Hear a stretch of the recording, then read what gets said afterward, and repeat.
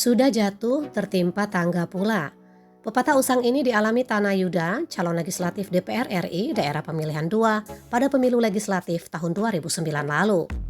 Bagaimana tidak? Sudah tidak terpilih, dirinya kini ditetapkan sebagai tersangka dan ditahan oleh penyidik Pitsus Kejaksaan Negeri Prabu Muli dalam kasus dugaan tindak pidana suap atau dugaan gratifikasi kepada oknum anggota KPU Prabu Muli dalam pengaturan suara pada pemilu 2009. Hasil pemantauan di lapangan Rabu 18 Mei 2022, sebelum dilakukan penahanan, penyidik tindak pidana khusus Kejari Prabu Muli terlebih dahulu melakukan pemeriksaan dan dilanjutkan dengan rekonstruksi yang diperagakan langsung oleh Tana Yuda yang statusnya sudah ditetapkan sebagai tersangka menjelang Idul Fitri lalu. Rekonstruksi perkara tersebut disaksikan langsung oleh Kepala Kejaksaan Negeri Prabu Muli, Roy Riyadi. Dalam rekonstruksi terungkap, peranan tersangka Tana Yuda dalam perkara tersebut adalah sebagai pemberi suap atau pemberi gratifikasi terhadap Andre Swantana, oknum anggota KPU Prabu Muli yang saat ini telah dipecat. Terungkap pula dalam kasus itu tersangka Andre Swantana selaku anggota KPU Kota Prabu Muli menjanjikan melalui saksi BH kepada Tana Yuda selaku caleg DPR RI dapat mencarikan suara sebanyak 20.000 suara dengan rincian 10.000 suara di Kota Prabu Muli dan 10.000 suara di Kabupaten Muara Enim.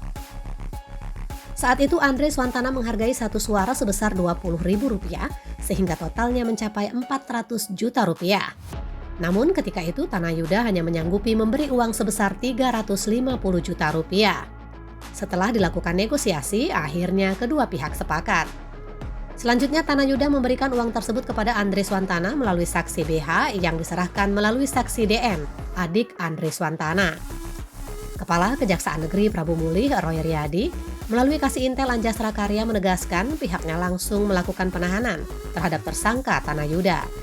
Menurutnya, penahanan berdasarkan surat perintah penahanan nomor Prin 03 tanggal 18 Mei 2022.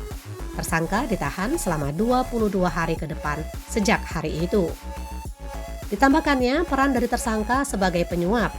Uang itu berasal dari tersangka diserahkan kepada tersangka AS melalui saksi BH.